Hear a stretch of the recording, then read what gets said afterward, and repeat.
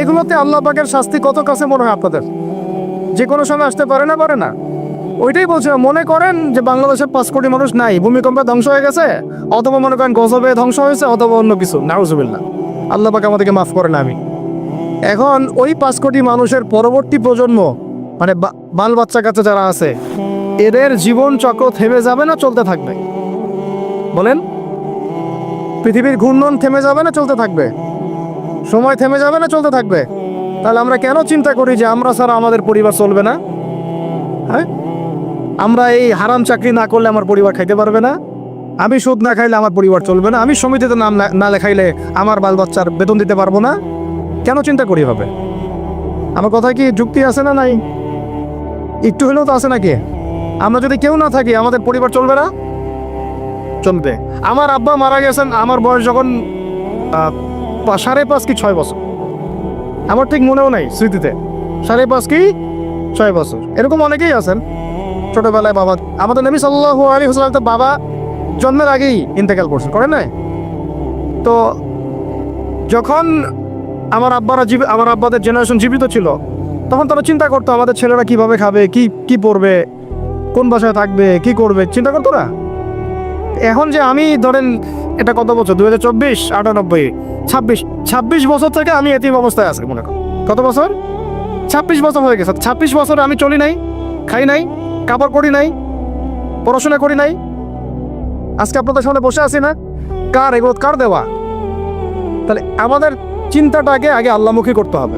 রমজান এই চিন্তাগুলো দেওয়ার জন্যই আসে, যে আল্লাহ কনসিয়াসনেস, তাকওয়া মনের মধ্যে ঢুকানো, যে আল্লাহ আছেন আমার সাথে, আল্লাহ আমাকে দেখছেন, আমার কথা শুনছেন, আমার জীবনের সবগুলো ডিপার্টমেন্ট আমি আল্লাহ ভীতি দিয়ে ঢেলে সাজাবো ইনশাআল্লাহ।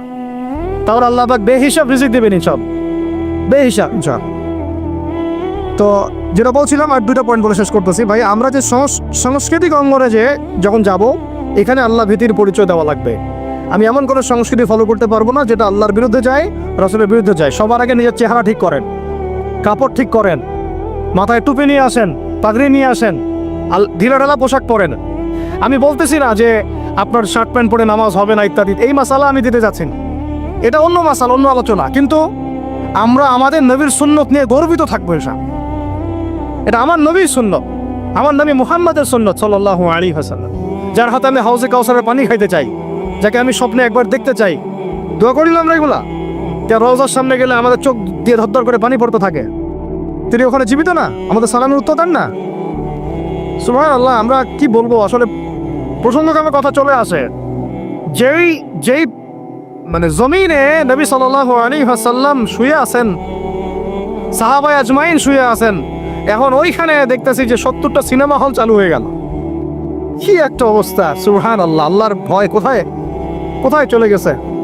এবং বলিউড, হলিউড সব সিনেমা হচ্ছে, গান বাজনা হচ্ছে, মানুষ দেখতেছে, মদের বার ওপেন করা হচ্ছে, মানে পশ্চিমা আদলে ঢেলে সাজাতে চাচ্ছে সবকিছু। হ্যাঁ, আর এগুলোর বিরুদ্ধে 2-4টা লাইন বললে আমাদেরকে বলবে যে আকীদা ঠিক নাই, হ্যাঁ, মানহাজ ঠিক নাই। হ্যাঁ, সুবহানাল্লাহ। তোমাদের মতো দালালি মানহাজের আমাদের দরকারও নাই। যেই মানহাজ তোমাকে সত্য কথা বলতে শিখায় না, ওটা আবার কিসের মানহাজ? ইবনে তাইমিয়ার নাম ভাঙে খাচ্ছ তোমরা। আর ইবনে তাইমিয়া রাহিমাহুল্লাহ 5 বার জেল খাটছেন। কয়বার? 4-5 বার জেল খাটছেন। বেচারার তো জিন্দেগি জেলেই চলে গেছে। তার ছাত্র ইবনুল কাইয়্যিম, তার নাম ভাঙে খাও তোমরা। ইবনুল কাইয়্যিম রাহিমাহুল্লাহ, তার ওস্তাদের যে মহব্বত, তার মহব্বতে তিনি নিজেও জেলে ঢুকে গেছিলেন। সুবহানাল্লাহ। সহিহ আকীদা কি? যে আকীদা কোরআন এবং সুন্নাহর আলোকে আপনাকে সত্যি কথা বলতে শেখায়, এটা সহিহ আকীদা। যে আকীদা কোরআন এবং সুন্নাহর সত্য কথাগুলো আপনাকে বলতে বাধা দেয়, মুনাফিকদের পক্ষপাতিত্ব করতে শেখায়, ঘুরিয়ে ফিরিয়ে ইহুদিদের পক্ষে কথা বলতে শেখায়, ওইসব সহিহ আকীদা শেখারও মতো দরকার নেই। ওটা সহিহ ভুল আকীদা। কি আকীদা? সহিহ ভুল। সহিহ, ওটাও সহিহ, কিন্তু ওটা সহিহ ভুল। তো এখন কথা হচ্ছে, আমরা কাউকে আঘাত করতে যাচ্ছি না, কথাটা চলে আসলো। নবীর বিলাদের মধ্যে এগুলো হচ্ছে, এখন আমরা দেখতেছি। আমি এমনও দেখছি, বিশ্বাস করবেন কিনা, নবী সাল্লাল্লাহু আলাইহি ওয়াসাল্লামের রওজা, এখানে ওলামায়ে কেরাম যারা গেছেন আপনারা তো অনেকেই জানেন, অনেকগুলো গেট, গেটের বাইরে দাঁড়ায় মানুষ সিগারেট খাচ্ছে। আপনারা যদি এখন যান, অনেকে দেখতে পারবেন এই দৃশ্যটা। দেখেন, ফিলিংসই নাই যে আমাদের নবী সাল্লাল্লাহু আলাইহি ওয়াসাল্লাম আমার থেকে যে 500 গজ দূরে বা 1000 গজ দূরে আছে। মানুষের চিন্তা চেতনা এখন এই জায়গায় চলে আসছে। তো নবীকে মহব্বত করতে হবে। নবীকে মহব্বত করার সবচেয়ে বড় নিদর্শন হচ্ছে আমি তার সুন্নত মেনে চলি কিনা। তার মতো উঠি, তার মতো বসি, তার মতো ঘুমাই, তার মতো খাই। খাওয়া তো বাদ, আমাদের তো খাওয়ার টেবিলে আমরা হেরে গেছি। নবীজি বলেছেন 1 পেট খাও, আমরা খাই 7 পেট। কয় পেট? আমরা খাওয়ার টেবিলে হেরে গেছি। আমার ওস্তাদ একটা কথা বলেন, যে মুসলমান খাবার টেবিলেই হেরে যেতে পারে, এরা কোশ্চিন গেল জিহাদের মাঠে জিততে পারবে না। যারা জিতেছে, যে আমেরিকাকে পিটাই বের করছে, ওরা দেখবেন খালি রুটি খায়, মোটা মোটা রুটি, তা 2-3টা করে। তাবলীগের সময়তে দেখেন নাই আপনারা, 2টা করে রুটি খায়, সারাদিনে 2-3টা রুটির বেশি কিছু খায় না। ওদের ফিগার ফিটনেস আমাদের চেয়ে এত বেশি ভালো, আমার মতো 10টা ছেলেকে একাই সময় দিতে পারবে, এত ভালো। সপ্তাহে 1 দিন খালি রাইস খায়, তাও শুক্রবারে। এটা দেখছি আমরা তাবলীগে। তো তাদের দ্বারা ইসলামের যে খেদমত হয়েছে, আমাদের দ্বারা হয়েছে? তা খাওয়ার টেবিলে আমরা হেরে গেছি। খাবার ঠিক করেন।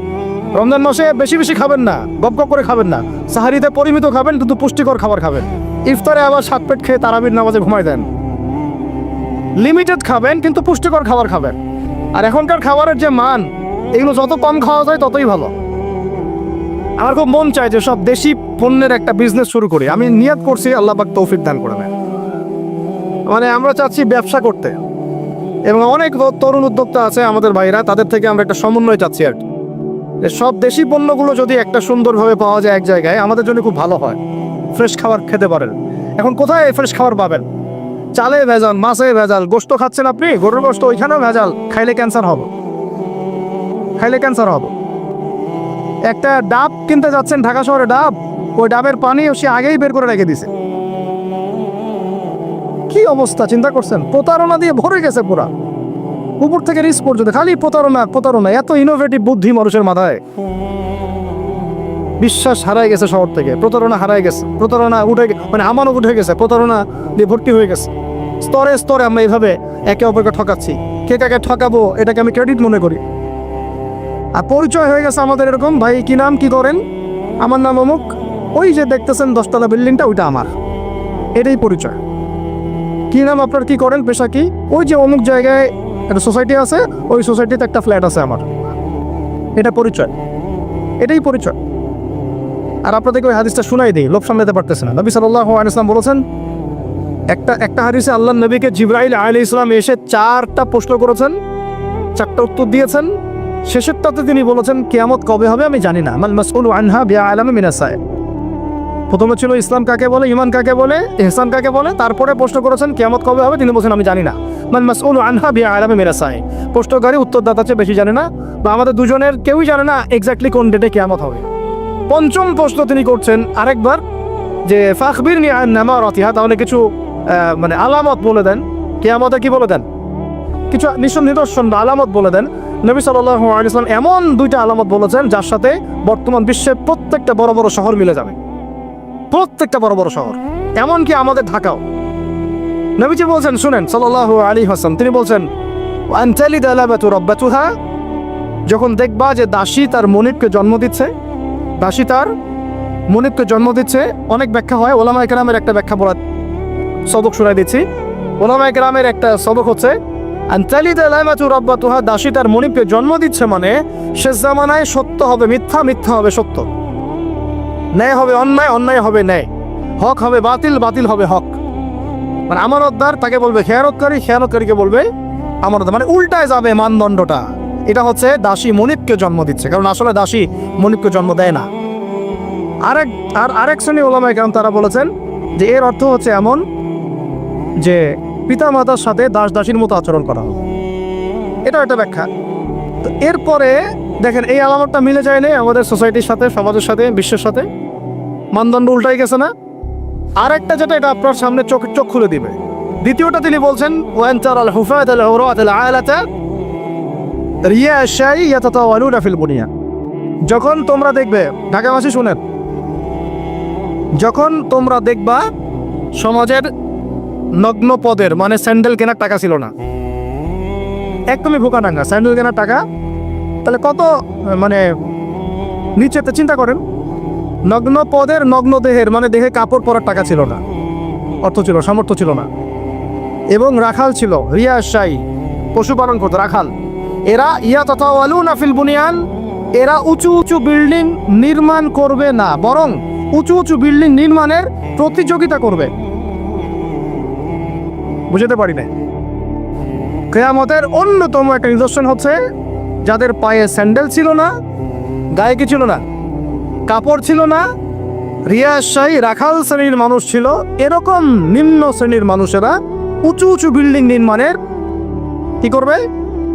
প্রতিযোগিতা। আপনার 10 আমার 15, আপনার 15 আমার 16, আপনার 4টা ফ্ল্যাট আমার 5টা, আপনার 2টা বাড়ি আমার গুলশান বনানী বাড়িধারা এগুলো মিলে 4টা 5টা বাড়ি। ইয়াতাতাওয়ালুনা ফিল বুনিয়ান, কিন্তু শুরুতে দেখবেন এদের পায়ে কিছুই ছিল না, স্যান্ডেলও ছিল না, গায়ে কাপড়ও ছিল না। এটা কিয়ামতের অন্যতম শ্রেষ্ঠ একটা নিদর্শন, যেটার মধ্যে পুরো এই বিশ্বটা এখন ডুবে আছে।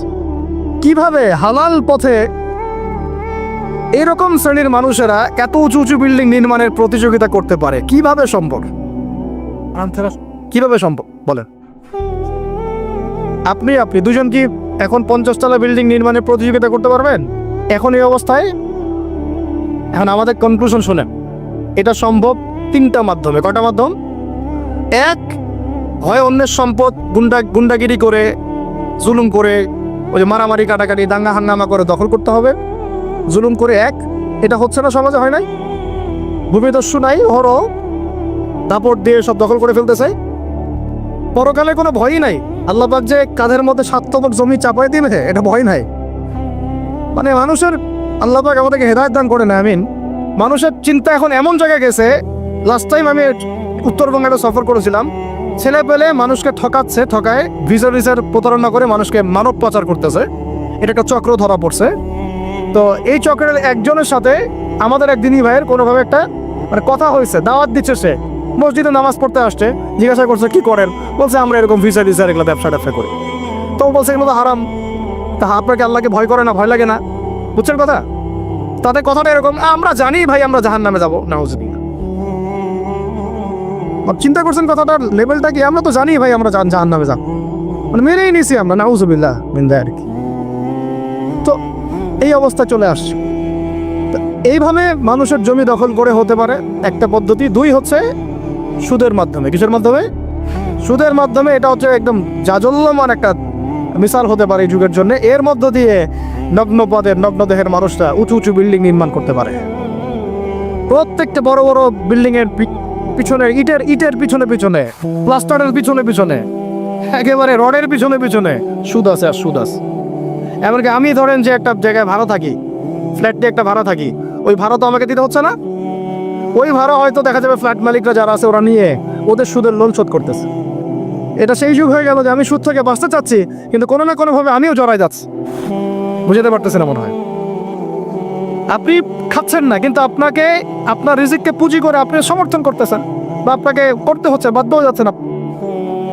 আর একটা ওয়ে হতে পারে, সেটা হলো, একটা কি হতে পারে বলেন? আমি একটা বলে দিলাম, একটা বললাম অন্যায় দুর্নীতির মাধ্যমে, একটা হচ্ছে কি সুদের মাধ্যমে, একটা হচ্ছে জুলুমের মাধ্যমে। কিসের মাধ্যমে?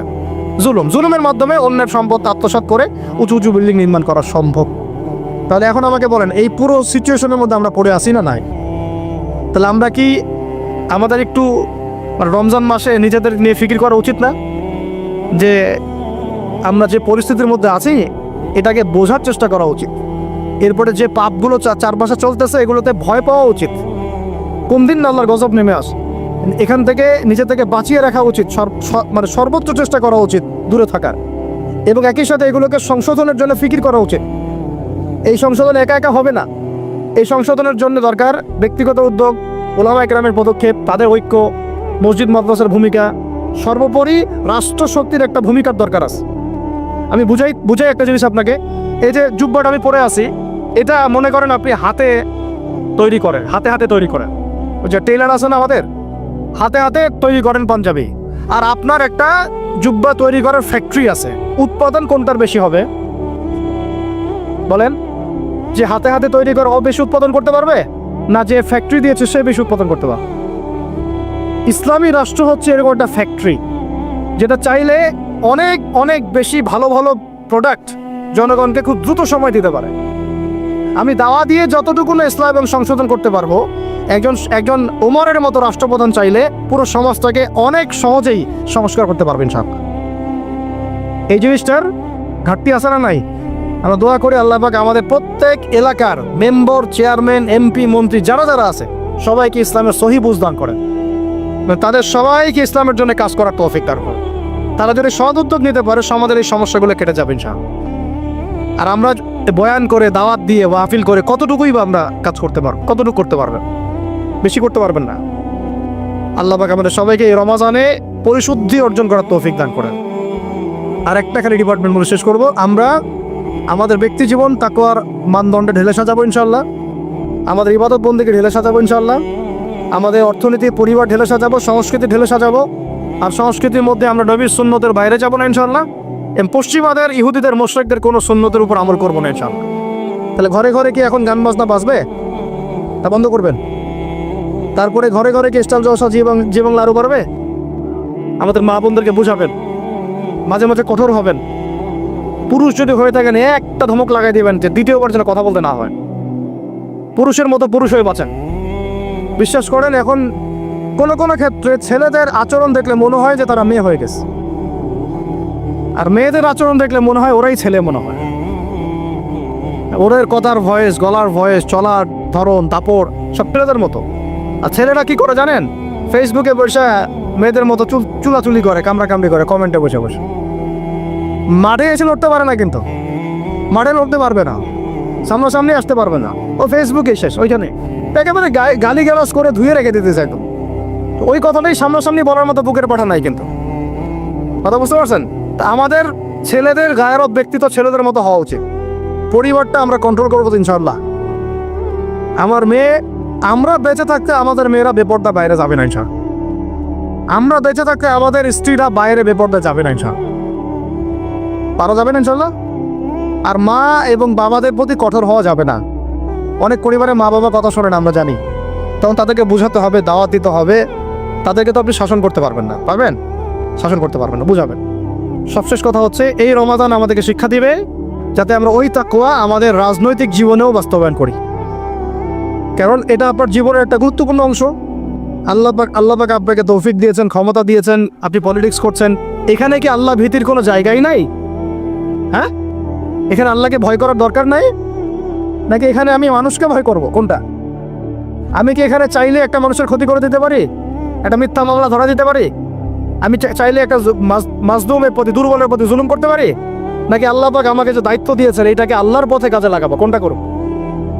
এটাই হচ্ছে পলিটিক্যাল লাইফ। আপনারা অনেকে বলেন ইসলাম এক জিনিস, পলিটিক্স আরেক জিনিস, অথচ সূরা বাকারার শুরুর থেকে আপনি পাবেন ওয়াইজ ক্বালা রাব্বুকা লিল মালায়েকা ইন্নী জাইলুন ফিল আরদি খলিফা।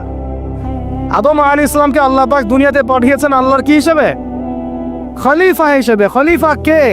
যে আল্লাহর খেলাফা বাস্তবায়ন করে সে। আল্লাহর খেলাফা কি? আল্লাহর বিধান অনুযায়ী সমাজ চালানোই হচ্ছে আল্লাহর খেলাফা। বুঝাতে পারলাম না? আদম আলাইহিস সালাম কি হিসেবে এসেছেন? উত্তর, খলিফা হিসেবে। খলিফা কাকে বলে? যে আল্লাহর খিলাফা বাস্তবায়ন করে। আল্লাহর খিলাফা কি? আল্লাহর বিধান দিয়ে আল্লাহর জমিন শাসন করা, এটাই খিলাফা। তাহলে ইসলামে পলিটিক্স নাই? শুরুতেই তো পলিটিক্যাল কনসেপ্ট পাচ্ছেন আপনি। আমরা সবাই আল্লাহর খলিফা নই? আমরা সবাই কি আল্লাহর খলিফা না? আল্লাহর খলিফা হিসাবে আমাদের দায়িত্ব কি? শয়তানের বিধান বাস্তবায়ন করা না আল্লাহর বিধান বাস্তবায়ন করা? এটা হলো আমাদের পলিটিক্যাল হেদায়েত কোরআন থেকে। আল্লাহ রাব্বুল আলামিন আমাদের সবাইকে কথাগুলো বোঝার তৌফিক দান করুন। শেষ করার আগে আমরা একটু নিয়াত করি, এই রমাদানে ইনশাআল্লাহ আমরা সময়কে সর্বোচ্চ মূল্যায়ন করবো ইনশাআল্লাহ। 1, 2 নাম্বার, মানসিক, শারীরিক, আত্মিক প্রস্তুতি নিব যে রমাদান আসতেছে, একটা গোল্ডেন অপরচুনিটি আমার সামনে আসতেছে ইনশাআল্লাহ। 3 নাম্বার, এই রমজানে আমার প্রধান পাঠ্য বই হবে আল কোরআন। কারণ শাহরু রমাদানাল্লাযী উনজিলা ফীহিল কোরআন। এই রমাদান সেই মাস যে মাসে কি নাজিল হয়েছে? কোরআন নাজিল হয়েছে। তো আল্লাহ পাক আমাদের সবাইকে রমজান মাসে বেশি বেশি কোরআন তেলাওয়াত করার তৌফিক দান করেন, কোরআনের অর্থ পড়ার তৌফিক দান করেন, এর আদেশ মানার তৌফিক দান করেন, এর নিষেধ ছাড়ার তৌফিক দান করেন, কোরআনের দাওয়াত মানুষের কাছে পৌঁছানোর তৌফিক দান করেন এবং কোরআনের সমাজ বাস্তবায়নের তৌফিক দান করেন। 4 নাম্বার হচ্ছে, রমাদান মাসে আমরা একেবারে ভরপেট খাবো না ভাই, ঠিক আছে ভাই? নিয়াত করলাম তো ইনশাআল্লাহ। পুষ্টিকর খাবার, পরিমিত খাবার এবং ফ্রেশ খাবার। পুষ্টিকর খাবার, পরিমিত খাবার এবং ফ্রেশ খাবার। এর বাইরে গেলে আপনি ফিজিক্যালি দুর্বল হয়ে যাবেন, যে আমরা দুর্বল হয়ে গেছি এখন এই ভেজাল খাইতে খাইতে। প্রতিদিন আমরা বিষ খাচ্ছি, বিষ। কেমনে যে আমরা বাইচে আছি আল্লাহই ভালো জান। সিরিয়াসলি বলতেছি, খাবারের যে অবস্থা, কেমনে যে আমরা বাইচে আছি আল্লাহই ভালো জান। এই অধিদপ্তরগুলো যারা নিয়ন্ত্রণ করেন তারা যদি আইনের সুশাসন নিশ্চিত করতে পারতেন, মোবাইল কোর্ট বসায় বসায় ওমরের মতো শাস্তি দিতে পারতেন, কারো সাহস ছিল না খাবারে ভেজাল ঢুকায়। জাতিকে মেরে ফেলতেছে তো, জাতিকে মেরে ফেলতেছে, ছেলে বাচ্চাদেরকে মেরে ফেলতেছে, বাচ্চাদের ব্রেন ডেভেলপমেন্ট হতে দিচ্ছে না। আমি তো প্যারেন্টিং নিয়ে পড়াশোনা করেছি অনেক, বাচ্চাদের ব্রেন ডেভেলপমেন্ট হতে দিচ্ছে না। খাদ্যে বাচ্চাকে কি কিনে দেন? চিপস কিনে দেন, চকলেট কিনে দেন, এইটা কিনে দেন, সবই বিষাক্ত জিনিস, সব বিষাক্ত। আমরা কি খাই? ফাস্টফুড, পিৎজা, বার্গার, রাস্তাঘাটে সব বিষাক্ত জিনিস। চাল ডাল তেল লবণ যা যা খাচ্ছেন, মশলা, এর মধ্যে দেখবেন মিশাই দিছে ইটের গুঁড়া, ভুসি। এটা নিয়ে আমি আলাদিন কথা বলবো ইনশাআল্লাহ, অর্থনীতি নিয়ে। মানে এমন একটা অবস্থা যে নতুন করে ইসলামী অর্থনীতি প্রতিষ্ঠা করতে হবে এখন মনে হচ্ছে। আপনারা ব্যবসা করার নিয়ত করেন, হালাল পণ্যের ব্যবসা করেন, মানুষকে ভালো কিছু খাওয়ান, ভালো কিছু দেন, দেখবেন জাতি বাঁচবে ইনশাআল্লাহ, এবং আপনারও কাস্টমার বাড়বে ইনশাআল্লাহ। কারণ আমরা সবাই ফ্রেশটাই তো চাই, 10 টাকা বেশি দিয়ে হইলেও সেটাই কিনবো ইনশাআল্লাহ আমরা। আল্লাহ পাক আমাদেরকে রমজান মাসে পরিমিত খাবার তৌফিক দান করেন, পুষ্টিকর খাবার খাওয়ার তৌফিক দান করেন এবং বেহিসাব রিজিক দান করেন। আমি 5 নম্বর হচ্ছে রমজানে আমরা তারাবি সালাত জামাতে পড়বো ইনশাআল্লাহ। রাকাত সংখ্যা নিয়ে গন্ডগোল হবে তো জানি, আমাদের কথা আমরা বলে দিচ্ছি। তারাবির নামাজ 1 নম্বর জামাতে পড়বো, 2 নম্বর 20 রাকাত পড়বো। কেউ যদি বলে আমি কম পড়ি, বলবেন ওকে পড়েন, কোনো সমস্যা নেই, আপনি পড়েন, কোনো সমস্যা নেই। কেউ যদি বলে আমি আরও বেশি পড়ি, পড়েন, সমস্যা নেই, 40 রাকাত পড়েন আপনি, কোনো সমস্যা নেই। আমরা 20 রাকাত পড়ি, জামাতে পড়ি, কিন্তু সমস্যা তখন হবে যখন আপনি বলবেন আমাদের 20 রাকাতটা বেদাত। মনে রাখবেন, উসমান রাদিয়াল্লাহু আনহু যদি 2টা আজান দিতে পারেন জুমার, আমি আবু তো আদনানে দিতে কোনো সমস্যা নেই। ওমর ইবনে খাত্তাব যদি 20 রাকাত তারাবি পড়তে পারেন নিজে, আমার মতো হাজার হাজার মানুষের পড়তে কোনো সমস্যা নাই। আমরা সাহাবীদের চেয়ে বেশি দিন বুঝি না। মা আনা আলাইহি ওয়া আসহাবি আল ইয়াউমা আলাইকুম বিসুন্নতি ওয়া সুন্নতি খুলাফায়ে রাশিদিন মাহদিয়িন মিন বা'দি। এই হাদিসগুলো শোনাই দিবেন। আল্লাহর রাসূলের সুন্নাহও যেমন আমরা ফলো করব, সাহাবীদের সুন্নাতও ফলো করতে হবে। কথা বোঝা যাচ্ছে কি? সাহাবীরা হচ্ছে মানদণ্ড আমাদেরকে, নবীকে পাওয়ার মানদণ্ড কারা? সাহাবীরা। সোজা কথা, এটা নিয়ে তো বাহাসের কিছু নাই। সাহাবীদেরকে বাদ দিয়ে আপনি নবীকে মানতে পারবেন কিভাবে? বলেন কথা। আব্দুল্লাহ বিন ওমর, আব্দুল্লাহ বিন মাসউদ রাদিয়াল্লাহু আনহু আজমাইন, আবু বকর, ওমর, ওসমান, আলী রাদিয়াল্লাহু আনহু আজমাইন, তাদের চেয়ে কি আমরা ইসলাম বেশি বুঝবো? কখনো এটা সম্ভব? তাদের মধ্য দিয়ে আমরা নবী সাল্লাল্লাহু আলাইহি ওয়াসাল্লামকে অনুসরণ করব, বাস, সিম্পল। এটা হলো খায়রুল কুরুন। আল্লাহ পাক আমাদেরকে কথাগুলো দিলের কান দিয়ে বোঝার তৌফিক দান করেন। 6 নম্বর কথা হচ্ছে ভাই, রমজান মাসে বেশি বেশি মানুষকে ইফতার করাবেন। রাজি আছেন ইনশাআল্লাহ? 7 নম্বর, রমজান মাসে সমস্ত ফরজিয়াত আদায় করব, স্পেশালি নামাজের সাথে যাকাত। নামাজের সাথে ওই যে ব্যবসায়ীদের কথা তো বলছিলাম, বহু ব্যবসায়ী আছেন আপনারা, মিলসের মালিক, ফ্যাক্টরির মালিক, ইন্ডাস্ট্রির মালিক, যাকাত দেন না। রমাদান মাসে যদি সম্ভব হয়, আল্লাহ পাক যদি সুযোগ দেন, যদি সম্ভব হয়, বাইতুল্লাহ জিয়ারত করে আসতে পারেন। আল্লাহ পাক তৌফিক দান করেন। মানে এখানে এই রমজান মাসে উমরা করার একটা ব্যাপক ফজিলত আছে। আল্লাহ রাব্বুল আলামিন আমাদের সবাইকে জিয়ারতের তৌফিক দান করে, এবং যারা এখনো সামর্থ্যবান হন নাই, সামর্থ্য আল্লাহ পাক দান করেন। যারা নিয়াত করেছেন, আল্লাহ পাক তাদেরকে হজ্জে মাবরুর করার তৌফিক দান করেন। আল্লাহ রাব্বুল আলামিন তার ঘরে আমাদের সবাইকে হজ করার তৌফিক দান করেন, এবং হজ করার মতো করার তৌফিক দান করেন। 9 নম্বর হচ্ছে, রমজান মাসে আমরা ফরজের পাশাপাশি নফল, সুন্নত, মুস্তাহাব আমলে গুরুত্ব দিব ইনশাআল্লাহ। শুধু ফরজের উপর থাকবো এটা না, নফল, সুন্নত, মুস্তাহাব বেশি বেশি বাড়াই দেব ইনশাআল্লাহ। প্রত্যেকটা কাজ করার আগে দেখবো সুন্নাহ মাফিক হচ্ছে কিনা। এই কাজগুলোর শক্ত করে ধরার জন্য রমজান হচ্ছে শ্রেষ্ঠ মৌসুম। আল্লাহ পাক তৌফিক দান করেন, আমিন। আর শেষ কথা হচ্ছে, রমাদান মাসে রোজা রেখে আমরা যেমন হালাল ছেড়ে দিয়েছি, সারা বছর আল্লাহ পাকের সমস্ত হারাম থেকেও দূরে থাকবো ইনশাআল্লাহ। এটাই রমজানের মূল শিক্ষা। মূল শিক্ষাটা কি জানেন? রমজান মাসে রোজা রেখে যে আমরা হালাল ছেড়ে দিয়েছি, এটা যেন সারা বছর অব্যাহত থাকে, সারা বছর যেন আমরা হারামে লিপ্ত না হই। রোজা রেখে হালাল ছেড়ে দিয়েছি না, খাওয়া পান করা, স্ত্রী সহবাস ছেড়ে দিয়েছি না, রোজা রেখে হালালও ছেড়ে দিলাম। সেই রোজাদার কি হারামে যেতে পারে? বলে সেই রোজা থেকে রোজা রেখে তাহলে মেয়ের সাথে কথা বলতে পারে, সুদ খাইতে পারে, ঘুষ খাইতে পারে, জেনা করতে পারে? যেহেতু রোজা রেখে আমরা এগুলো করছি না, এই শিক্ষাটাকে আমরা যেন সারা বছর ধরে রাখতে পারি, আল্লাহ পাক এই তৌফিক আমাদের সবাইকে দান করেন। আল্লাহ রাব্বুল আলামিন আমাদের সবাইকে আসন্ন রমাজানের সুস্থতার সাথে এই কাজগুলো করার তৌফিক দান করেন। রমজানের যে মূল শিক্ষা লাআল্লাকুম তাত্তাকুন, এই তাকওয়াকে জীবনের সর্বক্ষেত্রে বাস্তবায়ন করার তৌফিক দান করেন। যতদিন যাবে পৃথিবী তার ধ্বংসের দিকে যাবে, আস্তে আস্তে আস্তে আস্তে পৃথিবী তার ধ্বংসের দিকে যাবে এবং কিয়ামতের সমস্ত আলামত প্রকাশিত হয়ে যাবে ইনশাআল্লাহ তাআলা। হাতে সময় বেশি নাই। সেই 1400 বছর আগে নবীজি বলেছেন যে আমার উম্মত আর কিয়ামতের মাঝখানের দূরত্ব হচ্ছে আসর থেকে মাগরিবের ওয়াক্তের মতো। বুঝাতে পারছি না? আসরের ওয়াক্ত, এই যে এখন আসরের ওয়াক্ত, মাগরিব হতে কতটুকু সময় বাকি আছে? 1.5 ঘন্টা, 2 ঘন্টা। আল্লাহর কাছে উম্মতে মুহাম্মাদি এবং কিয়ামত আর উম্মতে মুহাম্মাদি এর মাঝখানে দূরত্ব হচ্ছে আসর থেকে মাগরিবের মতো। তাহলে কতটুকু সময় বাকি আছে আপনি ভাবেন। এই হাদিসটা বলেছেন নবীজি 1400 বছর আগে, আমি 1400 বছর পরে বললাম, তিনি 1400 বছর আগে কথা বলেছেন। তো যাই হোক, শেষ জামানার সবচেয়ে বড় ফিতনা হচ্ছে মাসিহুদ দাজ্জাল। ওই দাজ্জালের ফিতনা থেকে আপনাকে বাঁচাবে সূরা কাহফ, কিন্তু আপনাকে বিশুদ্ধ করে তেলাওয়াত করা শিখতে হবে আগে। সূরা আলে ইমরানের শেষের 10টা আয়াত রাতের বেলা তিলাওয়াত করা সুন্নাহ, সারা রাত নফলের নেকি পাওয়া যায়। সূরাতুল কাফিরুন, কুল ইয়া আইয়ুহাল কাফিরুন, এই সূরাটা যদি কেউ ঘুমানোর সময় পাঠ করে, রাতে শোয়ার সময় পাঠ করে, আল্লাহ নবীজি বলছেন সেই ব্যক্তিকে আল্লাহ পাক শিরকের পাপ থেকে বাঁচাবে। কোন পাপ? শিরকের পাপ। আর আমি অনেক লেকচারে বলেছি যে প্রতি 1000-এ 999 জন মানুষ জাহান্নামে যাবে। প্রতি 1000-এ 999 জন মানুষ জাহান্নামে যাবে। তাদের আমল নামায় যে পাপটা থাকবে তার নাম হচ্ছে শিরক। কথায় শিরক, কাজে শিরক, বিশ্বাসে শিরক। আর এই শিরকে এখন আমরা হাবুডুবু খাচ্ছি। মুসলিমরা বিশ্বাস করে আল্লাহ ছাড়া অন্য কেউ সন্তান দিতে পারে। বিশ্বাস করে না? বিশ্বাস করে।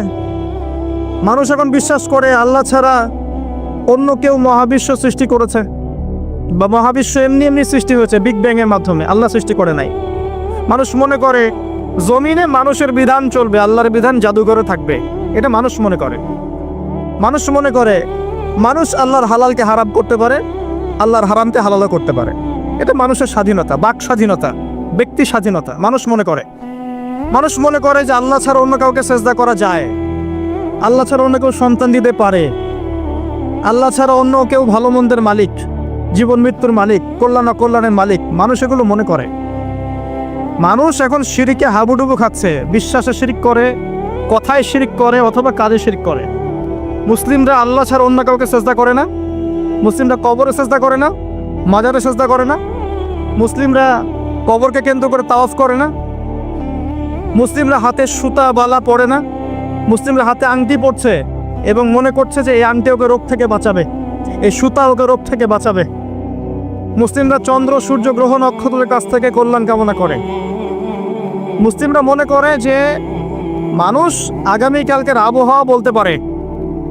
মুসলিমরা রাশি চক্রে বিশ্বাস করে। মুসলিমরা টিয়া পাখির কথায় বিশ্বাস করে। দেখেন রাস্তার পাশে টিয়া পাখি বসে আছে, ভাগ্য গণনা করছে। এগুলো মুসলিমরা করে। শিরকের শেষ নাই। আমি একটা বইয়ের নাম বলি মাঝে মাঝেই, বইটার নাম হচ্ছে কিতাবুত তাওহীদ। কি নাম? কিতাবুত তাওহীদ। এই বইটা বাসায় কিনেন, দেখবেন শিরক কত প্রকার, কি কি সব কিছু লেখা আছে এখানে, এবং কতভাবে আমরা শিরক করি এটা লেখা আছে এখানে। বাঁচবেন কিভাবে সেটাও লেখা আছে। যাই হোক, সূরাতুল কাফিরুন যে ব্যক্তি শোয়ার সময় পড়বে, আল্লাহ পাক তাকে শিরকের পাপ থেকে বাঁচিয়ে রাখবেন ইনশাআল্লাহ তাআলা। আল্লাহ পাক শিরকের একটা গোপন পাপ আছে, গোপন শিরক, রিয়া, মানুষকে দেখানোর জন্য আমল করা, লোক দেখানো আমল। এটা থেকেও আল্লাহ পাক বাঁচাবে সেই ব্যক্তিকে, যে ব্যক্তি সূরা কাফিরুন রাতের বেলা তেলাওয়াত করবে ঘুমানোর সময় ইনশাআল্লাহ তাআলা। আর অনেক সূরা আছে। কারো যদি চোখ লাগা, বদনজর, জিন ঘটিত কোনো সমস্যা হয়, সূরা জিনের প্রথম 10টা আয়াত পরে দম করে ফু দিবেন, দেখবেন ইনশাআল্লাহ রোগী ভালো হয়ে গেছে ইনশাআল্লাহ। কারো যে কোনো অসুস্থতা থাকলে চিকিৎসা করবেন, ওষুধপত্র খাবেন, সব ঠিক আছে। তার আগে সূরা ফাতিহা পড়বেন। সূরা ফাতিহা পড়ে নিজের গায়ে দম করবেন, পানিতে দম করে খাবেন, দেখবেন সূরা ফাতিহার মধ্যে শিফা আছে। সূরা ফাতিহার মধ্যে শিফা আছে। এই সূরা আরেকটা নাম হচ্ছে আয়াতুশ শিফা। এই সূরার মধ্যে শিফা আছে, আরোগ্য আছে। আর অনেক আয়াত আছে, এগুলো বলতে গেলে সময় শেষ হয়ে যাবে। প্রথম যে কাজ আমাদের সেটা হলো আল কোরআনকে বিশুদ্ধ করে পড়তে শেখা। আমার কথা কি বুঝতে পারছেন? যারা পড়া শিখেছেন আবার পড়া শেখেন। কারণ কি আমি বললাম, আপনার অক্ষরের পার্থক্যের কারণে, মদ মাখরাজের পার্থক্যের কারণে, তাজবিদের নিয়মের ভুল ত্রুটির কারণে অর্থ পরিবর্তন হয়ে যেতে পারে। তখন সারাটা জীবন আপনি ভুল পড়ে যাবেন। আর আমি এটা আপনাকে হলফ করে বলতে পারি যে আপনি কোরআন যতটুকু তেলাওয়াত করছেন এবং নামাজে যে আরবিগুলো পড়ছেন এগুলোর মধ্যে অনেক ভুল ভ্রান্তি আছে, আপনি জানেন না। যদি আপনি কোনো আলেমের কাছে যান, তাকে শোনান, তিনি আপনার ভুল ধরাতে পারবেন। অতএব আবার বিশুদ্ধ করে পড়া শেখেন। আল্লাহ পাক তৌফিক দান করুন। নবীজি বলেছেন সাল্লাল্লাহু আলাইহি ওয়াসাল্লাম, মান ক্বারা হারফাম মিন কিতাবিল্লাহি ফালাহু হাসানা। কেউ যদি একটা হরফ তেলাওয়াত করে কোরআনের, তার নেকি হবে কত নেকি? আল হাসানাতু কাশরি আমসালিহা, এক নেকি 10 দিয়ে গুণ করা হবে। অর্থাৎ একটা হরফ তেলাওয়াত করলে 10 নেকি হবে ইনশাআল্লাহ। আলিফ লাম মিম পড়লে 10 নেকি হয় না, আলিফ লাম মিম পড়লে 30 নেকি হয়। কারণ আলিফ একটা হরফ, লাম একটা হরফ, মিম একটা হরফ। আপনি কি জানেন কোরআনে কতগুলো হরফ আছে? আল কোরআনে 600টা পৃষ্ঠা আছে। কত পৃষ্ঠা? একটা হাফেজি কোরআনে 600 পৃষ্ঠা থাকে। প্রত্যেক 20 পৃষ্ঠায় একটা করে পারা শেষ হয়। প্রত্যেকটা পৃষ্ঠার মধ্যে 15টা করে লাইন থাকে। কয়টা লাইন থাকে? 15টা লাইন থাকে। প্রত্যেকটা লাইনের মধ্যে 9টা করে গড়ে শব্দ থাকে। গড়ে 9টা করে শব্দ থাকে। এক পৃষ্ঠায় দেখবেন 134 বা 135টা শব্দ থাকবে। এখন 600কে আপনি 135 দিয়ে গুণ করলে দেখবেন আল কোরআনে 77,800টা শব্দ আছে। 77,800টা শব্দ আছে, মানে প্রায় 78,000 শব্দ আছে। এটা হলো শব্দের কথা বললাম। এই শব্দগুলো সব নতুন শব্দ নয়, এগুলো বের হয়েছে মাত্র 4 থেকে 4,500 শব্দ থেকে। মাত্র 4 থেকে 4,500 শব্দ থেকে।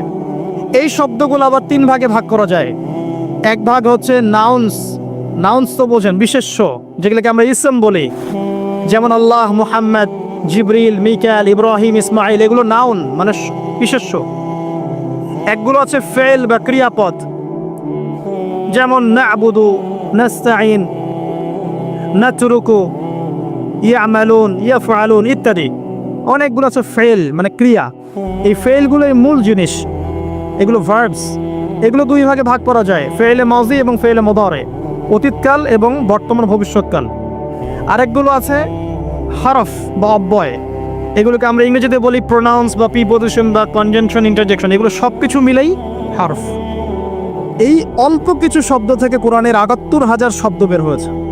কোরআনের যদি কেউ 400 থেকে 500টা মাসদার জানে, মাত্র 400 থেকে 500টা মাসদার, ইনশাআল্লাহ তাআলা সে কোরআনের 70% অনুবাদ করতে পারবে ইনশাআল্লাহ। কথা কি বুঝতে পারছেন? হয়তো কিছু বুঝতে পারছেন না। মাত্র 400 থেকে 500টা মাসদার, মূল ওয়ার্ড, রুট ওয়ার্ড কেউ যদি জানে, এবং এই একটা শব্দ থেকে অনেকগুলো শব্দ তৈরি করার ট্রান্সফরমেশন পদ্ধতি আছে, একটা আরবি ব্যাকরণ একটা পদ্ধতি আছে, যে একটা শব্দ থেকে আপনি অনেকগুলো শব্দ তৈরি করতে পারবেন। আরবিতে এরকম পদ্ধতি আছে। এই পদ্ধতিটা যদি সে জানে এবং এই সিনোনিমসগুলো, ভোকাবুলারিগুলো মনে রাখতে পারে, মাসদারগুলো মনে রাখতে পারে, ইসিমগুলো মনে রাখতে পারে, হরফের ব্যবহারগুলো জানে, সে করতে পারবে ইনশাআল্লাহ। বাকি 30% কি হবে সেটা নিয়ে পরে চিন্তা করা যাবে। আমি একটা ছোট্ট উদাহরণ দিচ্ছি।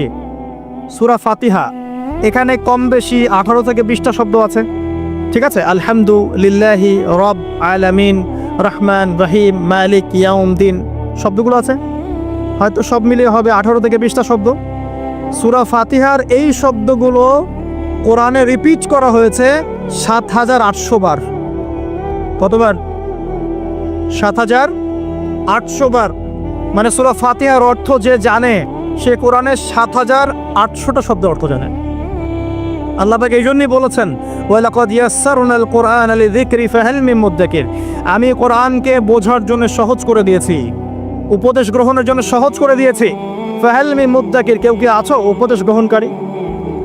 কোরআন বোঝা সহজ। হাদিস শাস্ত্র কঠিন। হাদিস শাস্ত্রের মধ্যে অনেক কঠিন শব্দ থাকে, অনেক উঁচু স্তরের ব্যাকরণ থাকে। কোরআন সত্যি বোঝা সহজ। শুধু প্রয়োজন আপনার পরিশ্রম, আপনার লেগে থাকা আপনার দোয়া, আপনার অধ্যবসায় এবং আলেম উলামার কাছে যাওয়া আসা করা এবং ধারাবাহিকতা বজায় রাখা। ইনশাআল্লাহ 2টা বছর সময় দেন, দেখবেন ইনশাআল্লাহ তাআলা আপনি আল কোরআনের মিনিমাম 60 থেকে 70% বুঝতে পারছেন। আমি কিন্তু বলছি না যে আপনি মুফতি হয়ে যাবেন, মুহাদ্দিস হয়ে যাবেন, মুফাসসির হয়ে যাবেন, এটা বলছি না। কিন্তু আপনি কেউ কোরআন তেলাওয়াত করলে আপনি তার অর্থটা বুঝতে পারবেন। আসুন কোরআনকে সময় দিন। রমাদান মাসে প্রথমে তেলাওয়াত করা শিখুন, প্রত্যেক হরফে 10টা করে নেকি পাবেন। এই যে বললাম 78,000 শব্দ, তাহলে অক্ষর কত লাখ আছে আপনি চিন্তা করেন। এখন বিশুদ্ধ করে তেলাওয়াত করা শিখলে যদি আপনি রমাদান মাসে এক খতম দেন কোরআন, এমনিই তো খতম দিলে আপনার প্রত্যেক হরফে 10 নেকি হবে, আর রমাদান মাসে খতম দিলে 70 থেকে 700 গুণ বাড়িয়ে দেওয়া হবে। তাহলে একটা খতম দিলে আপনার আমল নামায় কত কোটি নেকি লেখা হবে, এটা আপনি চিন্তা করেন। তাই রমাজানে যারা কোরআনকে সময় দিতে পারেনি এখনো, আমি বলবো তাদের চেয়ে হতভাগা আর কেউ নাই। এখন তাদের চেয়ে হতভাগা মানুষ এই পৃথিবীতে কেউ নাই। আর তার জন্য আফসোস, যে ব্যক্তির বয়স হয়ে গেছে, বার্ধক্যে চলে গেছে, কিন্তু কোরআন বিশুদ্ধ করে তেলাওয়াত করার সৌভাগ্য হয়ে ওঠে নাই। আল্লাহ পাক আমাদের সবাইকে কোরআন তেলাওয়াত করার তৌফিক দান করুন, আমিন। প্রত্যেক মাসে একটা করে খতম দেওয়ার তৌফিক দান করুন, প্রত্যেক দিন এক পারা করে পড়ার তৌফিক দান করুন, এবং কোরআন অর্থ বোঝার তৌফিক দান করুন, আমিন। কোরআন তিলাওয়াত করা শেখার পরে কি করবেন? কিছু অংশ হিফজ করবেন, কিছু অংশ মুখস্থ করবেন। যারা পুরো মুখস্থ করে তাদেরকে আমরা বলি হাফেজে কোরআন, তাই তো? আমরা যারা হাফেজ হতে পারি নাই, আমাদের বাচ্চা থেকে হাফেজ বানানো যায় না? আমার ছেলে, আমার মেয়ে, আপনার ছেলে, আপনার মেয়ে হাফেজ হতে পারে না? আর আমরা সারা জীবনে কত শত বই মুখস্থ করেছি। কেমিস্ট্রির ওই যে পর্যায় সারণী আপনার মুখস্থ, ফিজিক্সের সূত্রগুলো মুখস্থ, এই যে হায়ার ম্যাথের কঠিন কঠিন সূত্র মুখস্থ, ইকোনমিক্স মুখস্থ। আপনার বিসিএস কোচিং করছেন, আপনি কোন সাহিত্য কে লিখেছে, কোন কবিতা কে লিখেছে, কোন কবির জন্ম কবে, মৃত্যু কবে, সব মুখস্থ, তাই না? আমরাও তো পড়েছি এগুলা। তো এগুলো মুখস্থ করায় না? কত গল্প, প্যারাগ্রাফ রচনা আপনি মুখস্থ করেছেন। কোরআন 600 পৃষ্ঠার একটা কিতাব, আপনি মুখস্থ করতে পারবেন না, এটা কিন্তু বিশ্বাসযোগ্য কথা নয়। বরং পৃথিবীর কোনো বই মানুষ হুবাহু বলতে পারে না কোরআন ছাড়া। বেদ মানুষ কি মুখস্থ বলতে পারে? বাইবেল মানুষ মুখস্থ বলতে পারে? জাবুর, ইনজিল মানুষ মুখস্থ বলতে পারে? কোরআন ছাড়া কোনো কিতাবই মানুষ মুখস্থ বলতে পারে না। কিন্তু কোরআন, আজকে যদি কোরআন পৃথিবী থেকে মুছে ফেলা হয়, মানে পৃথিবী থেকে সমস্ত কোরআনের কপি যদি আজকে মুছে ফেলা হয়, কালকে দেখবেন আগামীকাল কোরআনের হাফেজরা কোরআন আবার লিখে ফেলবে ইনশাআল্লাহ। এটাই কোরআন। ইন্না নাহনু নাযালনা যিকরা ওয়া ইন্না লাহু লাহাফিজুন। আমি এই কোরআন, এই জিকির নাজিল করেছি, আর আমি আল্লাহ এর হেফাজত করব। আল্লাহ পাক দায়িত্ব নিয়েছেন। অতএব আমরা হাফেজ হওয়ার চেষ্টা করি। এখন কথা হচ্ছে, আমরা সবাই তো আর 30 পারা হাফেজ হতে পারবো না, তাই তো? তাহলে আমি কিছু ইম্পর্টেন্ট সূরা বলছি, কিছু ইম্পর্টেন্ট সূরা, ইম্পর্টেন্ট আয়াত, এগুলো সবাই মুখস্থ করবেন, পারবেন? 1 নম্বর সূরা ফাতিহা, 2 নম্বর সূরা বাকারার প্রথম 5টা আয়াত, এরপর সূরা বাকারার 255 নম্বর আয়াত, আয়াতুল কুরসি, এরপর সূরা বাকারার শেষের 3টা আয়াত, এরপর সূরা আলে ইমরান শেষের 10 আয়াত, এরপর সূরা কাহফ প্রথম 10 শেষ 10, এরপর সূরা জিন প্রথম 10, এরপর সূরা মুমিনুন শেষের আয়াতগুলো, শেষের 10টা আয়াতের মতো, সূরা ফুরকান শেষের কিছু আয়াত, সূরা ফালাক, সূরা নাস, সূরা ইখলাস, সূরা কাফিরুন, এগুলো পড়া যাবে না? সূরা হাশর শেষের 3টা আয়াত, সূরা হাশরের শেষের আয়াতগুলো, সূরা হজের শেষের আয়াতগুলো। এরপরে আপনি পড়বেন সূরা তাহার কিছু আয়াত, তারপরে আছে সূরা বনী ইসরাইল এর কিছু আয়াত, সূরা মুলক মুখস্থ করবেন, সূরা মুলক।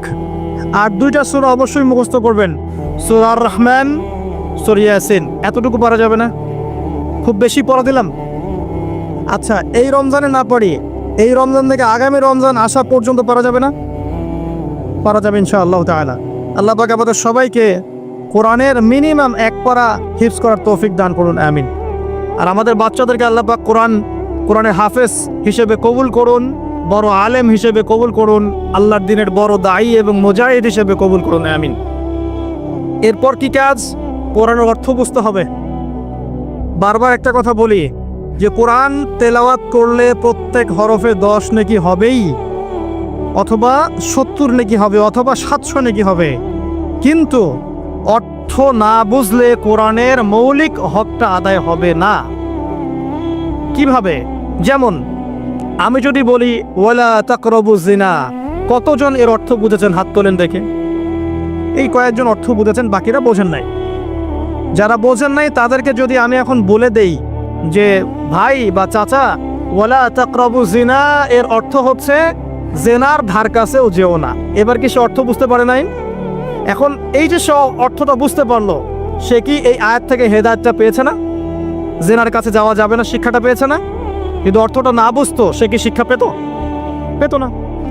যদি আমি বলি ইত্তাকুল্লাহ ওয়া যারু মা বাকিয়া মিনার রিবা, আল্লাহকে ভয় করো, সুদের অবশিষ্ট অংশ ছেড়ে দাও, ওয়া ইল্লাম তাফআলু ফা'যারু বিহারবিন মিনাল্লাহি ওয়া রাসূলিহি, যারা অর্থ জানে না তারা কি হেদায়েত পেয়েছে? পাবে। কিন্তু যারা অর্থ বুঝেছে তারা বুঝতে পারবে যে হ্যাঁ, আল্লাহ এখানে বলছেন যে ব্যক্তি সুদ খায় সে যেন আল্লাহ এবং তার রাসূলের সাথে যুদ্ধের ঘোষণা শুনে রাখে। তো অর্থ জানার দরকার নাই। কোরআনের অর্থ নিয়ে ইহুদিরা, খ্রিস্টানরা, ইসলামের দুশমনরা গবেষণা করছে। কোরআনের অর্থ নিয়ে ওরা গবেষণা করে আমাদের বিরুদ্ধে কি করছে? আমাদের বিরুদ্ধে বিভিন্ন কূটকৌশল চালছে। আর আমরা মুসলিমরা কোরআনের অর্থ বুঝতে যাচ্ছি না। এক শ্রেণীর মানুষ মনে করে যে কোরআনের অর্থ বুঝলে কিছু মানুষের ভাত আর টিকবে না জমিনের মধ্যে। কিছু মানুষ মনে করে যে কোরআনের অর্থ যদি সবাই বুঝে ফেলে তাহলে এক শ্রেণীর মানুষের ধর্ম ব্যবসা টিকবে না। আল কোরআনুল কারীম নির্দিষ্ট কিছু মানুষের জন্য নয়, পুরো মানব জাতির জন্যেই। একজন অমুসলিম কি কোরআন পড়ে হেদায়েত পেতে পারে না? একজন হিন্দু ভাই সে কোরআন পড়ে কি এক ঈশ্বরে বিশ্বাস করে ইসলাম কবুল করতে পারে না? তো কোরআন থেকে হেদায়েত পেতে হলে তো অর্থটা জানতে হবে। সূরা ফাতিহা আপনি পড়ছেন, অর্থ যদি না বোঝেন আপনার নামাজে মনোযোগ কিভাবে আসবে? মালিকি ইয়াউমিদ্দিন আপনি বলছেন নামাজের মধ্যে, মালিকি ইয়াউমিদ্দিন, বিচার দিনের মালিক। তারপরেও যদি আপনি চিন্তা করেন আমি এই জমিনের মালিক, তাহলে কি হবে? ইয়াকা না'বুদু ওয়া ইয়াকা নাস্তাঈন, আমরা নামাজে বলছি আল্লাহ শুধু আপনারই ইবাদত করি, আপনার কাছেই সাহায্য চাই। এই ব্যক্তি কি মসজিদ থেকে বের হয়ে কবরে সেজদা করতে পারবে? সে তো নামাজে বলেছে আমি শুধু আপনারই ইবাদত করি, আপনার কাছেই সাহায্য চাই। অতএব অর্থ জানার দরকার আছে না? রুকুতে কি পড়ছি, তাসবিতে সেজদায় কি পড়ছি, আত্তাহিয়াতুর অর্থ কি, দরুদ শরীফের অর্থ কি, দোয়ায়ে মাসুরার অর্থ কি, হাত তুলে আমরা কি দোয়া করি, এগুলো অর্থ বুঝলে নামাজে মনোযোগ বাড়বে না? কোরআন তেলাওয়াত করতে করতে অর্থ বুঝতে থাকলে আপনি কোরআনকে ফিল করতে পারবেন না, ভিতরে ঢুকতে পারবেন না। যখন আপনি অর্থটা বুঝবেন তখন দেখবেন আপনি কোরআনকে এত বেশি ফিল করবেন, মানে কোরআনকে আপনি ভিতর থেকে অনুভব করবেন যে কোরআন কি জিনিস, এর মধ্যে কত কাব্য আছে, সাহিত্য আছে, ইতিহাস আছে, কেসা আছে, শিক্ষণীয় বিষয় আছে, জাহান্নামের আয়াত আছে, জান্নাতের আয়াত আছে, বৈজ্ঞানিক আয়াত আছে, কৃষির আয়াত আছে, আকাশকে নিয়ে আয়াত আছে, ব্যবসা নিয়ে আয়াত আছে, আপনার পরিবার নিয়ে আয়াত আছে, মহিলাদেরকে নিয়ে আয়াত আছে, পুরুষদেরকে নিয়ে আয়াত আছে, জীববিজ্ঞান নিয়ে কথা আছে, মহাকাশ নিয়ে কথা আছে। এমন কোনো বিষয় নাই যেটা আল্লাহ পাক কোরআনে বলেন নাই। এমন কোনো বিষয় নাই যেটা আল্লাহ পাক কোরআনে বলেন নাই। যে কবি বা কাব্য বা সাহিত্য পছন্দ করে সে যদি সূরা হুদ পড়ে, সূরা শুআরা পড়ে, সে বুঝবে কাব্য সাহিত্য কাকে বলে। যে সাহিত্য উপন্যাস পছন্দ করে সে যদি সূরা ইউসুফ পড়ে, সূরা ইউসুফ, তাহলে বুঝবে যে উপন্যাস কাকে বলে, আহসানুল কসাস কাকে বলে। কেউ যদি এই ছন্দ চর্চা করতে ভালোবাসে সে সূরা রহমান পড়ে দেখুক ছন্দ কাকে বলে। কোরআনে এক একটা সূরা আপনি পড়েন, ভিতরে ঢোকেন, দেখবেন কোরআনকে আপনি ফিল করতে পারছেন। আর রমজান মাস ছাড়া অন্য কোন মাসে আপনি কোরআন চর্চা করবেন? রমজান মাস ছাড়া অন্য কোন মাসে কোরআনকে শিখবেন, বুঝবেন, আমল করবেন? আল্লাহ পাক বোঝার তৌফিক দান করুন, আমিন। আর অনেক কথা বলার ছিল কিন্তু সময় কম, এক কথায় কোরআন অর্থটা বোঝার চেষ্টা করেন। এখন অর্থ বুঝতে হলে কি করতে হবে? কঠিন। অর্থ বুঝতে হলে আপনাকে আরবির যে ক্লাসিক্যাল বইগুলো আছে ব্যাকরণে সেগুলো পড়তে হবে।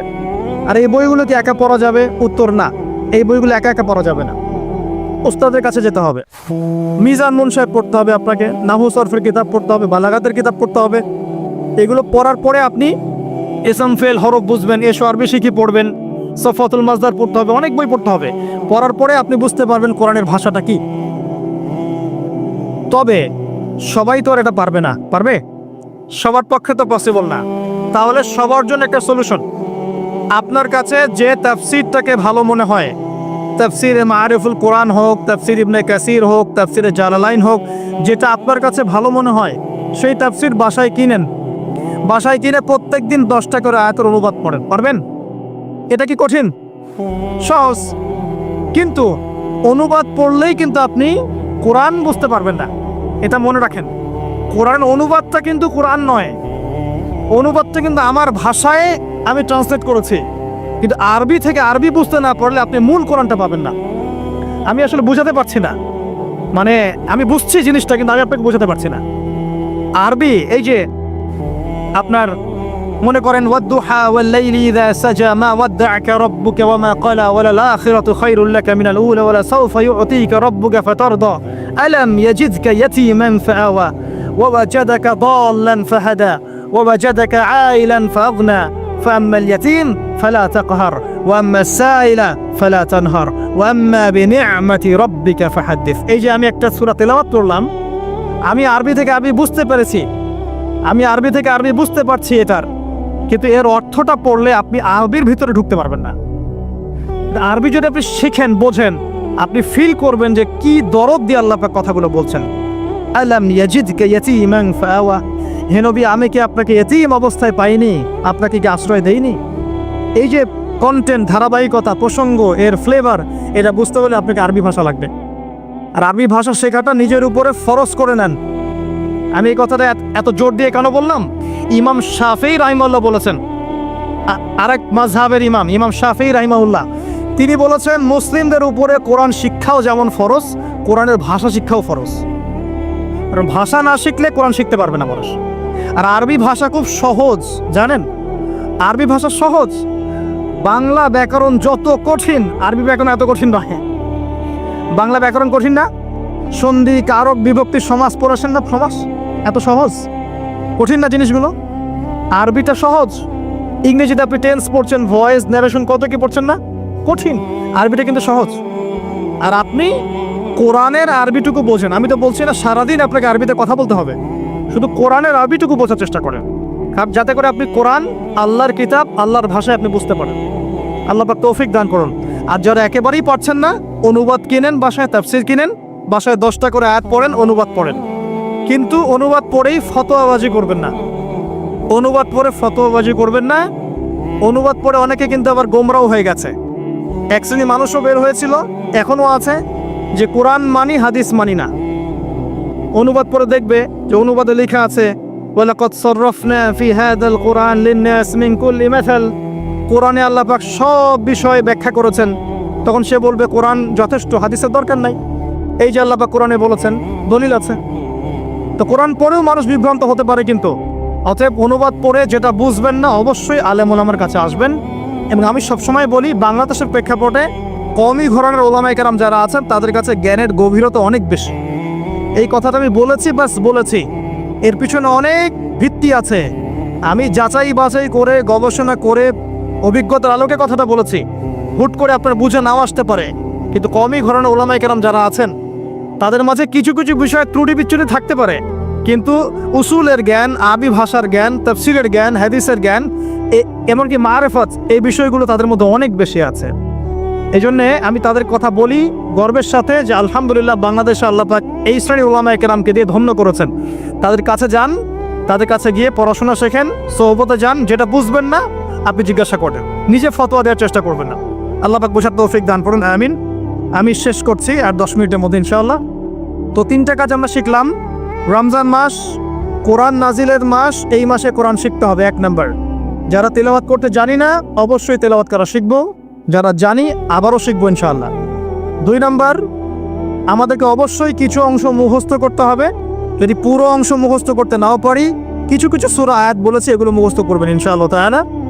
3 নাম্বার, অবশ্যই কোরআনের অর্থ বোঝার চেষ্টা করবেন, আরবি ভাষা শিখবেন, না পারলে তাফসীর কিনে পড়বেন, উলামায়ে কেরামের কাছে গিয়ে জিজ্ঞাসা করে জেনে নেবেন। সব বিষয়ে নিজে ফতোয়া দিতে যাবেন না। 4 নাম্বার, রমজান মাস শুধু কোরআন শিক্ষা এবং বোঝার মাস নয়, মানুষকে শেখানোরও মাস। যারা কোরআন আমরা জানি বুঝি, অন্যকে শেখাতে হবে। মসজিদ ভিত্তিক কোরআন শেখানোর ক্লাস চালু করতে হবে, মাদ্রাসা ভিত্তিক চালু করতে হবে, অনলাইনে চালু করতে হবে, অফলাইনে চালু করতে হবে, এবং রমজানের এই শিক্ষাটাকে সারা বছর ধরে রাখতে হবে। সারা বছর কোরআনের কোর্সগুলো যেন চালু থাকে মসজিদে, মাদ্রাসায়, আমাদের এলাকা ভিত্তিক বা অনলাইনে অফলাইনে কোরআনের কোর্স যেন চালু থাকে। তাহলে কি হবে, সারাটা জীবন, সারাটা বছর কোরআন কেন্দ্রিক সময় কাটাতে পারবো ইনশাআল্লাহ তাআলা। আপনি বিশ্বাস করেন, কোরআন আপনার সবচেয়ে সেরা বন্ধু হবে ইনশাআল্লাহ। আপনি কোরআন নিয়মিত তেলাওয়াত করেন, একদিন যদি তেলাওয়াত না করেন, ওই দিন মনের মধ্যে আপনার অস্থিরতা তৈরি হবে। খেয়াল করে দেখবেন, মনটা আপনার অস্থির হয়ে যাবে, মনে হবে কি জানি আপনি আজকে করেন নাই। কোরআন আপনার মনের দরজায় এসে কোরআন আরবে, আজকে আমাকে পড়ো নাই, আজকে আমাকে পড়ো নাই। এমনও মানুষ আছে, আমার পরিবারের মধ্যেও আছে আলহামদুলিল্লাহ, যে কোরআন পড়তে বসলে একাধারে 3, 4, 5, 6 পারা পড়ে শেষ করে ফেলবে। এমন আছে, আজকে কয় পারা পড়েছো, আজকে 4 পারা পড়া শেষ আলহামদুলিল্লাহ। যারা পড়ার ভিতরে ঢুকে যায়, পড়ার ভিতরে ঢুকে গেছে, অর্থ বুঝছে, দেখবেন তার খাওয়ার ঠিক নাই, ঘুমের ঠিক নাই, তার পেশাব পায়খানাও ঠিক নাই, সে পড়ছে আর পড়ছে, পড়ছে আর পড়ছে। দেখবেন এই মহব্বত তৈরি হবে তখন, যখন আপনি কোরআনটা বুঝবেন, সময় দিবেন। আমরা নিয়াত করি আল্লাহ পাক আমাদের সবাইকে প্রত্যেক দিন কোরআনকে সময় দেওয়ার তৌফিক দান করুন, আমিন। এবং কোরআন তেলাওয়াত করলে যে নেকি হবে, আল্লাহ পাক আপনার প্রতি রহম করবেন, বরকত দিবেন, আপনার জন্য পরকালে কোরআন সুপারিশ করবে। শুধু তাই না, আপনি শারীরিক মানসিকভাবে সুস্থ থাকবেন। কোরআন ওয়ানুনাজ্জিলু মিনাল কোরআন মা হুয়া শিফা ওয়া রাহমা, কোরআনের মধ্যে আল্লাহ পাক শিফা এবং রহমত নাজিল করেছেন। কোরআনের শিফা আছে, শিফা আরোগ্য আছে। যারা বেশি বেশি কোরআন তেলাওয়াত করে তারা কম অসুস্থ হয়। এবং আরেকটা কথা বলি, এখন আমাদের দুনিয়ার অনেক চাপ না, মাথা অনেক প্রেশার নিতে হয় না, পারিবারিক চাপ, অফিসের চাপ, ব্যবসার চাপ নিতে হয় না। যে যত বেশি কোরআন তেলাওয়াত করে তার মাথার চাপ নেওয়ার ক্ষমতা তত বেশি হয়। উসমান রাদিয়াল্লাহু আনহুর বাড়ি ঘেরাও করে রেখেছে এক শ্রেণীর মানুষ, যারা তাকে হত্যা করতে চাচ্ছে, তারাও নাকি মুসলিম। তিনি জানেন যে এখন তারা এসে তাকে হত্যা করবে। শেষ সময় হলে আপনি কি করতেন? কিছু একটা তো করতেন, পালানোর চেষ্টা করতেন, অথবা ওসিয়ত করতেন, বা কিছু একটা করতেন, বা ওদেরকে প্রতিহত করার চেষ্টা করতেন। উসমান রাদিয়াল্লাহু আনহু কোরআন খুলে তেলাওয়াত করতে শুরু করলেন। তেলাওয়াত করতে করতে করতে করতে এই 1 পারা কি 1.5 পারা এই কাছাকাছি এসেছেন, তখন ওরা পিছন থেকে তার দাড়িটা ধরে গলার মধ্যে ছুরি চালিয়ে দিয়েছে। উসমান রাদিয়াল্লাহু আনহু যিন্নুরাইন, দুইজন মেয়ের, রাসূল সাল্লাল্লাহু আলাইহি ওয়াসাল্লামের 2 মেয়ের জামাই, জান্নাতের সার্টিফিকেট প্রাপ্ত মানুষ, তাকে মানুষ জবাই করে হত্যা করেছে। তাকে মানুষ জবাই করে হত্যা করেছে। তার গলার থেকে রক্তের ফিনকি গিয়ে কোরআনের উপর গিয়ে পড়লো। শেষ আমল ছিল তার কোরআন তেলাওয়াত। মানুষ যখন কোরআনের মধ্যে ডুবে যায় তখন এখানেই শান্তি পায়। আর এখন আমরা শান্তি খুঁজছি মিউজিকের মধ্যে, তাই না? পর্নোগ্রাফির মধ্যে, সিরিয়াল দেখতে, ইউটিউবিং করতে, ফেসবুকিং করতে, আড্ডাবাজি করতে, ক্যারাম খেলতে, জুয়া খেলতে, এগুলোতে শান্তি খুঁজে। এগুলো শান্তি দেয় না, এগুলো সাময়িক বিমোহিত করে, সাময়িক একটা মজা দিবে আপনাকে, শান্তি দিবে না। কোরআনে ডুবে যান, আপনি শান্তি পাবেন, দেখবেন ইনশাআল্লাহ তাআলা। আজকে বাসায় গিয়ে একটা রিকোয়েস্ট আমার, অনেক কিছুই তো বলতে পারি, একটা খালি কথা বলছি। সূরা ইউসুফ নাম শুনেছেন? সূরা ইউসুফটাকে ভালো করে পড়েন, জাস্ট একটা সূরা পড়ুন, জাস্ট একটা সূরা। সূরা ইউসুফটাকে আজকে বাসায় গিয়ে প্রথম থেকে শেষ পর্যন্ত পড়েন, দেখেন কি ট্র্যাজেডি, কি ঘটনা। একজন নবী, তার এতগুলো সন্তান, একটা সন্তান অত্যন্ত সুন্দর, তার প্রতি হিংসা করা হয়। তার ভাগ্য দেখবেন, তার ভাগ্য ঘুরছে কিভাবে। একবার নবীর বাড়ি থেকে কুয়ার মধ্যে, কুয়া থেকে বাজারে, বাজার থেকে রাজপ্রাসাদে, রাজপ্রাসাদ থেকে জেলখানায়, জেলখানা থেকে এই যে একদম রাষ্ট্রপ্রধান। কি ভাগ্য ঘুরে ঘুরে আসছে, কি ট্র্যাজেডি। এর বালাগাত, এর ছন্দ, এর উপন্যাসের সাহিত্য আপনি পড়ে দেখেন। আল্লাহ পাক বলেছে আহসানাল কসাস, দুনিয়াতে সবচেয়ে সেরা গল্প হচ্ছে সূরা ইউসুফ। আজকে পড়ে দেখেন, পড়েন, কোরআন আপনার ভিতর ঢুকে যাবে ইনশাআল্লাহ। আমার এই নসিহত যার যার কাছে পৌঁছে যাবে, তারা যদি আমার কথা শুনে কোরআনের ভিতর ডুবে যান, আমার লেকচার সার্থক আলহামদুলিল্লাহ। এটাই চাচ্ছি, আপনারা কোরআন কেন্দ্রিক সময় দেন। অনেক বড় বড় স্লোগান দিয়ে কোনো লাভ নাই যে আল্লাহর জমিনে আল্লাহর দিন কায়েম করতে হবে ইত্যাদি ইত্যাদি। যতক্ষণ পর্যন্ত প্রত্যেক ঘরে ঘরে কোরআনওয়ালা মানুষ তৈরি না হবে, যতক্ষণ পর্যন্ত আমরা সবাই কোরআনের হকগুলো আদায় না করব, এবং কোরআনের আলোকে জীবন না করছি, ততক্ষণ স্লোগান দিয়ে আই ওয়াজ শোডাউন করে কোনো লাভ নাই। লাভ আছে? প্রত্যেক ঘরে ঘরে কোরআন বলা মানুষ তৈরি করতে হবে। আমি আমার আলোচনা শেষ করছি, আর কয়েকটা কথা বলে শেষ করছি। সেটা হলো যে এই বিষয়গুলোর পাশাপাশি আমাদেরকে কোরআনের আদেশগুলো মেনে চলার চেষ্টা করতে হবে। শুধু জানবো কিন্তু আমল করবো না, এমনটা করলে চলবে না। জানি বুঝি আমলও করতে হবে। কোরআনের আদেশ কেমন?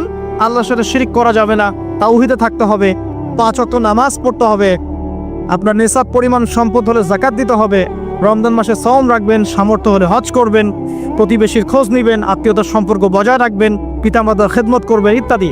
সত্যবাদিতার পরিচয় দিবেন, সবসময় সত্য কথা বলবেন, ন্যায়ের পথে থাকবেন। এই যে কথাগুলো কোরআনে আছে না, এই কথাগুলো কিন্তু আগেকার ধর্মগ্রন্থের মধ্যেও ছিল না? ছিল। তো এগুলো কিন্তু অসাম্প্রদায়িক কথা, এগুলো সাম্প্রদায়িক কোনো কথা নয়। প্রত্যেক ধর্মগ্রন্থে এই কথাগুলো ছিল। সত্য কথা বলতে হবে, পিতামাতার খেদমত করতে হবে, মানুষের সাথে ভালো আচরণ করতে হবে, সব ধর্মগ্রন্থে ছিল। এগুলো কোরআনেও আল্লাহ পাক আবার নাজিল করেছেন। কি জন্যে? যাতে করে আমরা আমল করতে পারি। আল্লাহ পাক আমাদেরকে আমল করার তৌফিক দান করুন, আমিন। একই সাথে কোরআনের যত নিষেধ আছে এই নিষেধগুলো বর্জন করতে হবে। শুধু আমল করব, নিষেধ ছাড়বো না, এমনটা হবে না। এমনটা করলে হবে? নিষেধও বর্জন করতে হবে। আপনি নামাজ পড়ছেন, আলহামদুলিল্লাহ, সুদটাও ছেড়ে দেন। আপনি যাকাত দিচ্ছেন, আলহামদুলিল্লাহ, ঘুষ নিয়েন না। আপনি হজ করছেন, উমরা করছেন, মাশাআল্লাহ, আপনি দুর্নীতি করেন না, মাপে কম দিয়েন না, সিন্ডিকেট করেন না, অন্যের সম্পদ আত্মসাৎ করেন না, জনগণের প্রতি জুলুম করেন না। আল্লাহ পাক আপনাকে তৌফিক দান করুন, আমিন।